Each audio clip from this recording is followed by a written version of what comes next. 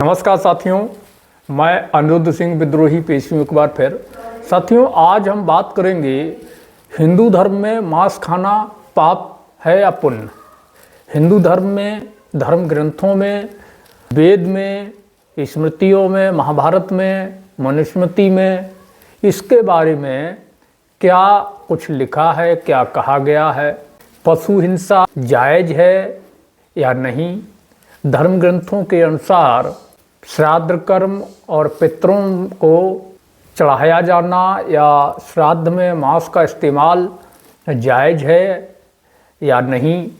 क्या इससे पुण्य होता है या पाप मिलता है, इस सब पे बात करेंगे। वैसे तो हम सभी जानते हैं कि हिंदू धर्म में तमाम प्रथाओं के अनुसार कई देवी देवताओं और कई मंदिरों में पशु बलि चढ़ाए जाने का प्रावधान है और आज भी वो चीज़ें देखने को मिलती हैं। उसके बावजूद भी बहुत मतों के अनुसार ये कहा जाता है कि भाई हिंदू धर्म में मांस खाना और पशु हिंसा अवैध मानी गई है।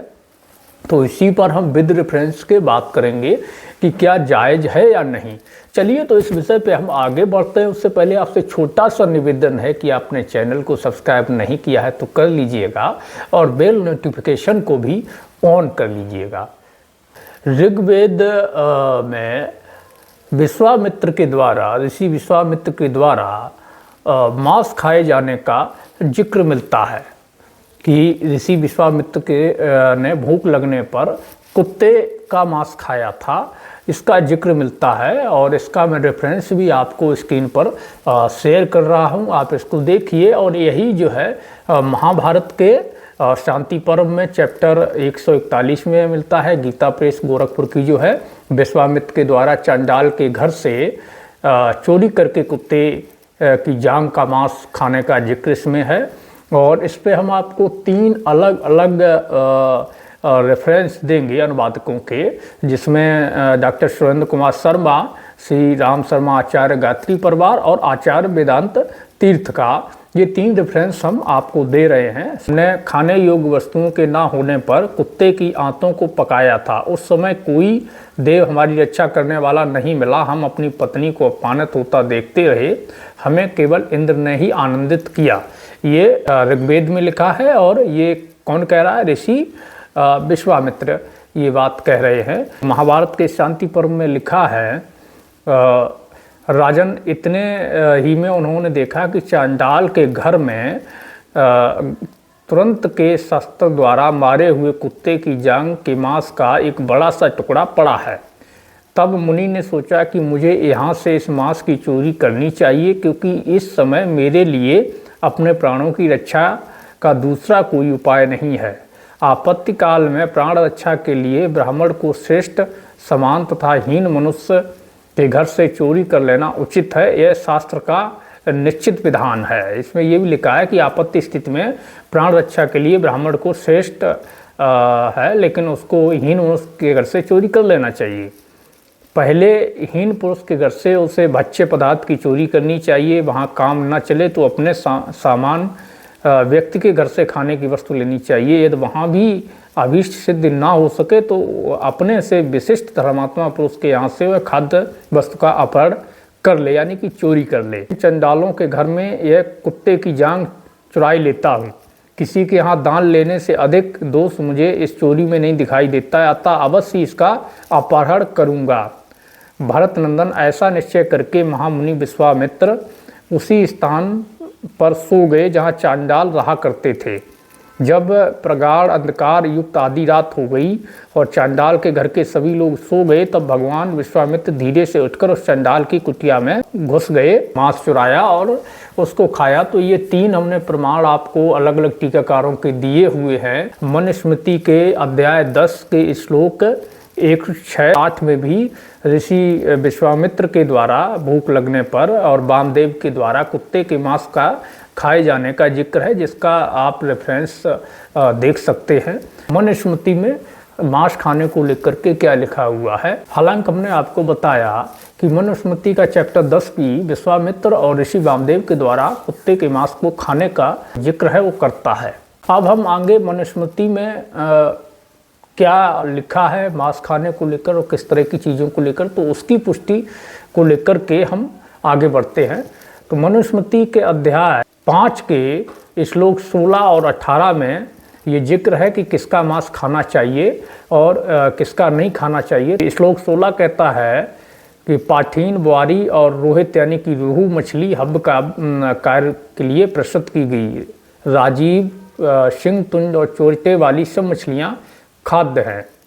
इसके बाद 18 श्लोक कहता है कि सेद, शाही, गोह, गोडा, कछुआ, खरहा तथा एक खुर और दांत वाले पशुओं में ऊंट को छोड़कर बकरे आदि भक्ष्य है, यानी कि खाने के योग्य हैं। मनुस्मृति का श्लोक 35 कहता है कि पितरों को श्राद्ध में मांस अर्पित कर जो खुद मांस नहीं खाएगा वो अगले 21 जन्म तक पशु योनि में जन्म लेगा। और 36 कहता है कि ब्राह्मण मंत्र पढ़कर मांस को संस्कारित करके खा सकता है। तो आप इसको अपनी स्क्रीन पे देखेंगे तो हम आपको दिखा रहे हैं कि 35 कहता है श्राद्ध और मध्य पर्क में तथा विधि नियुक्त होने पर जो मनुष्य मांस नहीं खाता वह मरने के 21 जन्म तक पशु होता है। और 36 कहता है कि ब्राह्मण कभी मंत्रों से बिना संस्कार किए पशुओं का मांस ना खाए, किंतु यज्ञ में मंत्रों से संस्कृत किए हुए पशुओं का मांस खाए। ये मनुस्मृति के चैप्टर 5 का श्लोक 35 और 36 कहता है मांस खाने को लेकर के।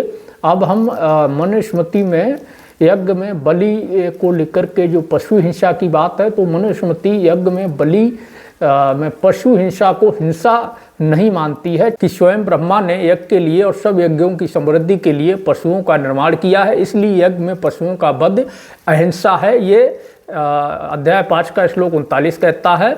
और श्लोक 40 कहता है कि चावल, यज्ञ इत्यादि पशु, वृक्ष, कछुए आदि और पक्षी ये सब यज्ञ के निमित्त मारे जाने पर फिर उत्तम योनि में जन्म लेते हैं। ये अध्याय 5 के श्लोक 39 और 40 में लिखा हुआ है। अब हम मनुस्मृति के श्लोक अध्याय 3 के श्लोक 268, 269, 270, 271 और 272 की बात करते हैं। इनके अनुसार पितरों को तृप्त करने और श्राद्ध कर्म के लिए विभिन्न पशुओं, जीवों, मछलियों का मांस अर्पित करने और खाने को लेकर के क्या कहा गया और क्या विधि बताई गई है, तो हम इस पे बात करेंगे।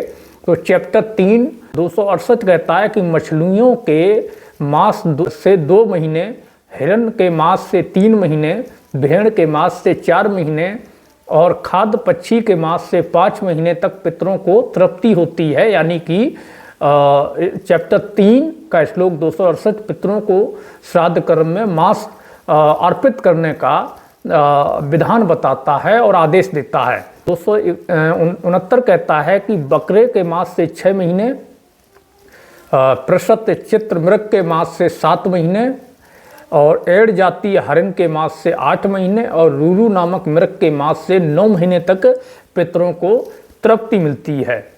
और श्लोक 270 कहता है कि जंगली सुअर और जंगली भैंसे के मांस से 10 महीने और खरये तथा कछुए के मांस से 11 माह तक पितरों को तृप्ति मिलती है।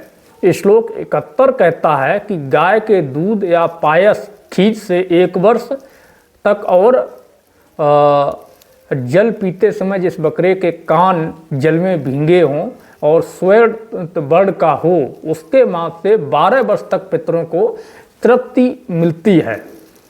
श्लोक 272 कहता है चैप्टर 3 का कालसाक, महासल्क मछली, गैड़े और लाल वर्ण के बकरे का मांस, शहद तथा निवार आदि पवित्र अत्र इन सब से पितरों को अनंत काल तक तृप्ति मिलती है। ये जो है मनुस्मृति के अध्याय 3 के श्लोक 268 से लेकर के 272 तक में कहा गया है कि पितरों को श्राद्ध कर्म में अगर इन पशुओं का, इन जीवों का, मछली, बकरे, जंगली सुअर, जंगली भैंसे, हिरण आदि का मांस अगर अर्पित किया जाता है, खिलाया जाता है, श्राद्ध कर्म में पितरों का अर्पण किया जाता है, तो उनको अलग अलग समय के लिए अलग अलग प्रकार के मांस से तृप्ति यानी कि संतुष्टि मिलेगी।